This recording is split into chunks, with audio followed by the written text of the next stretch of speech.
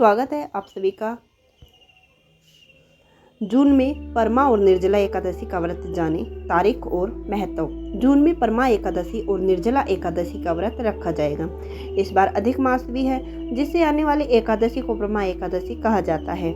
यह एकादशी 3 वर्ष के बाद आती है। आइए जानते हैं जून में परमा एकादशी और निर्जला एकादशी व्रत की तारीख और महत्व। जून के महीने में परमा और निर्जला एकादशी का व्रत किया जाएगा। एक अधिक मास की एकादशी होगी और दूसरे ज्येष्ठ मास की एकादशी होगी।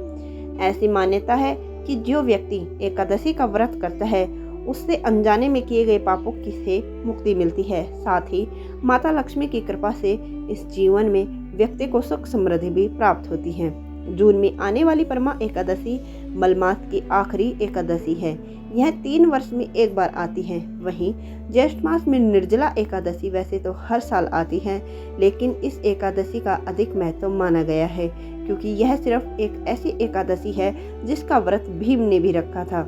आइए जानते हैं परमा एकादशी और निर्जला एकादशी का व्रत की तारीख और महत्व।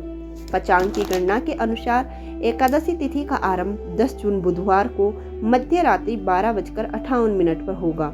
परमा एकादशी तिथि का समापन 11 जून को रात में 10:37 पर होगा। ऐसे में उदया तिथि के अनुसार परमा एकादशी तिथि का व्रत 11 जून को रखा जाएगा। वहीं परमा एकादशी के व्रत का पारण अगले दिन 12 जून को होगा। निर्जला एकादशी 2026 में कब है, ये हम आपको बताते हैं कि पंचांग की गणना बता रही है निर्जला एकादशी तिथि का आरंभ 24 जून को शाम में 6:13 पर होगा। निर्जला एकादशी तिथि का समापन 25 जून गुरुवार को शाम में 8:10 पर होगा। उदया तिथि के हिसाब से 25 जून को ही निर्जला एकादशी का व्रत उत्तम फलदायी होगा। बता दें, साल में कुल 24 एकादशी होती है। हर महीने 2 एकादशी आती हैं, एक शुक्ल पक्ष की और दूसरी कृष्ण पक्ष की। लेकिन अधिक मास में आने वाली एकादशी की संख्या 24 की जगह 26 होती है। इन्हीं 2 एकादशी में से एक परमा एकादशी है।